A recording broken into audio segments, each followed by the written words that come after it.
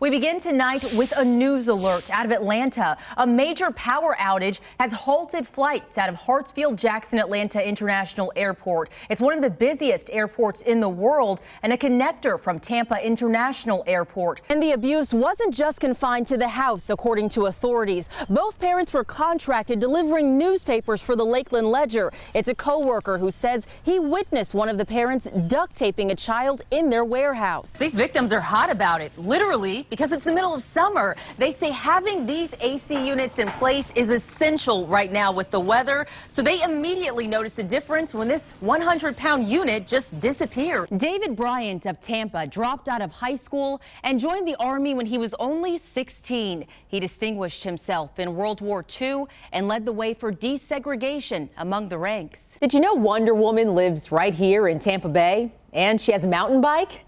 Well, turns out her real name is Chloe, and she spends her downtime on the terrain at the Alafai River State Park. Jim, I am loving the look of that 7-day forecast I saw a bit earlier. Not even a drop of rain from what I can see. Thanks, Walter. But the theme parks are packed this week for spring break. Cooler weather, Lindsay, but you know, a day off from school is a day off from school, right? It's spring break either way. Exactly. And we actually just made the decision to step outside of the shelter. As I've been saying all morning, they're letting everyone know once you leave these doors, you are not allowed back in. However, we've been surveying the weather conditions through the window. We know the high wind warning did expire at 7:14. So we decided to go ahead and head out so we could give you a look at some of this damage. Well, it did not take us long after leaving the shelter to find damage. Take a look at this massive hotel sign that was just blown over by Hurricane Matthew's winds overnight. If I had to guess, I'd say this sign probably weighs about as much as a car, and that thing is just kind of billowing in the wind. We can give you a bit of a better view of this house behind me that is just completely damaged.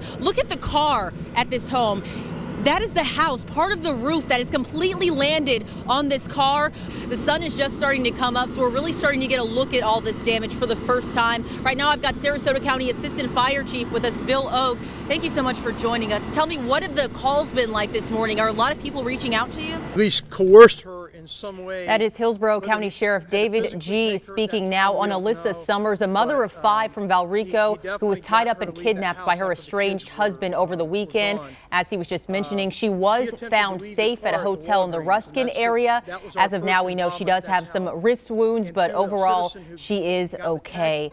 We begin tonight with a 23-year-old Tampa man now facing some serious charges after he fought a flight attendant and passengers. It happened last night on a Delta flight from Seattle to Beijing, China. Passengers describe how they had to physically restrain that man until the flight could turn back.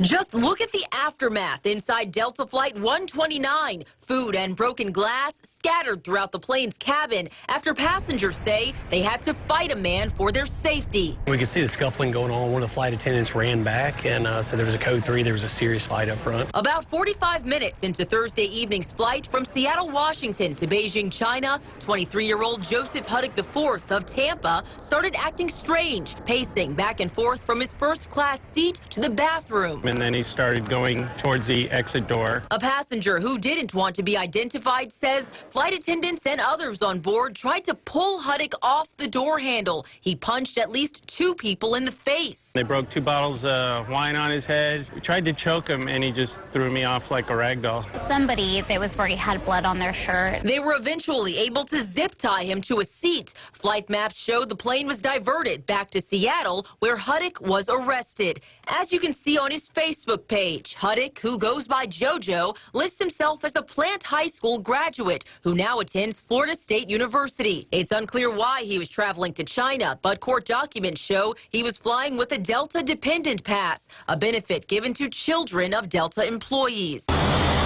We stopped by his parents' home on West Empedrado Street in South Tampa, but no one came to the door. A neighbor said Huddick lives with them and was always very polite. A far cry from the man officers had to remove from the plane. He started yelling for help, and so he turned the wheelchair over in the middle of the airport, was screaming for people to help him, just being belligerent. And authorities don't believe this is linked to terrorism. They say Huddick did not appear to be intoxicated either. He faced a federal judge today in Seattle on a charge of interfering with a flight. That carries a possible sentence of up to 20 years in prison and a $250,000 fine. He's still in custody tonight.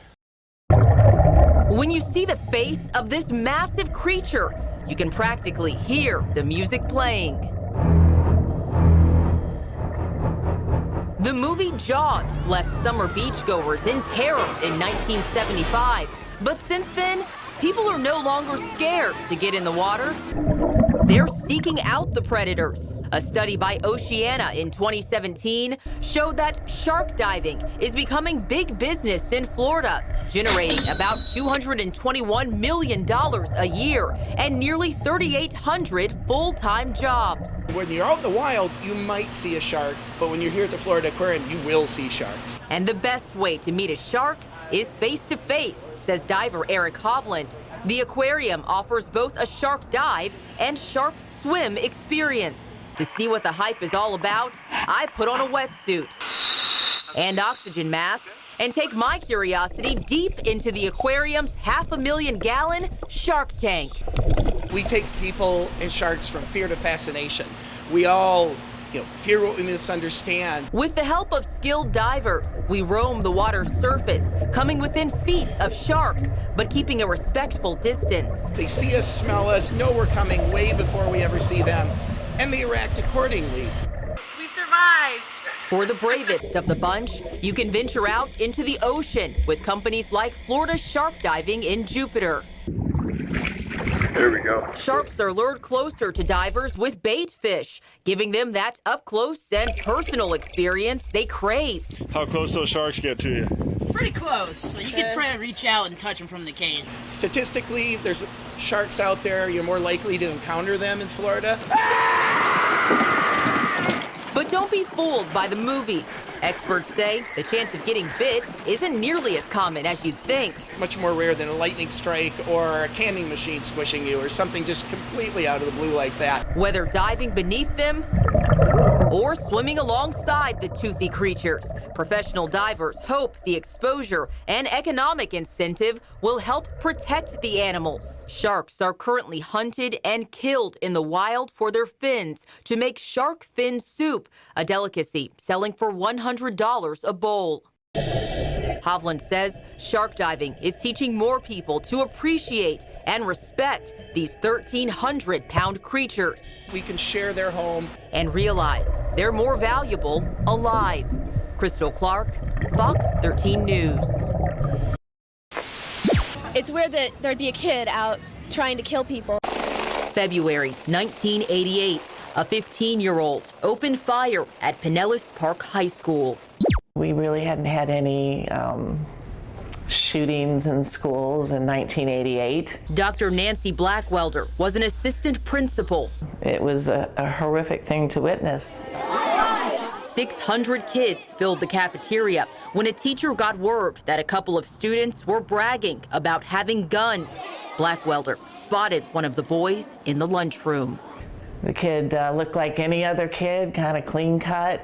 Nothing that looked very threatening about the kid whatsoever. It was 15-year-old Jason McCoy. Blackwelder and another administrator asked McCoy to go with them to the principal's office. He stood up from his seat. He reached into the waistband of his blue jeans and he pulled out a gun. They struggled to get McCoy to the ground and knock his gun away. We thought we pretty much were on the way to getting things under control, and little did we know that his best friend, who was also in the cafeteria, also had a gun. To me, it sounded like firecrackers going off. Senior Manuel Valenca was eating lunch. It was gunfire. 15-year-old Jason Harless fired the gun to help his friend Jason McCoy get away. He shot assistant principal Richard Allen at point-blank range in the head, killing him. He shot a student teacher in the leg.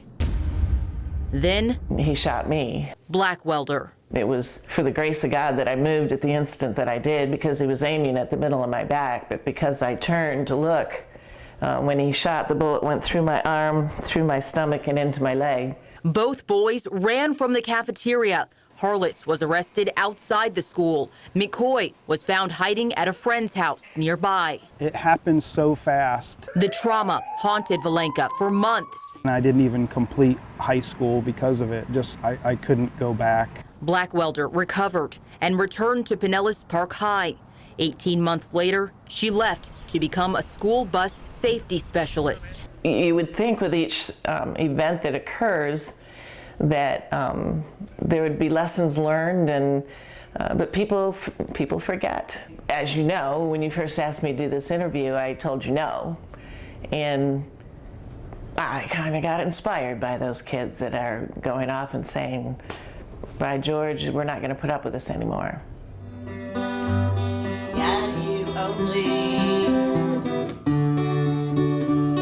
live once. She cherishes the life she nearly lost. Blackwelder says we cannot sit and wait for the next tragedy to happen. I don't know, until we can address significantly the mental health issues and significantly the gun ownership issues, how are we going to keep a wacko with a gun out of our schools? Follow your arrow wherever it points. Harless spent 8 years in prison, while McCoy was sentenced to 6 but served less than 2. The Pinellas County School District says they now have a school police department available 24 hours a day for safety. Crystal Clark, Fox 13 News.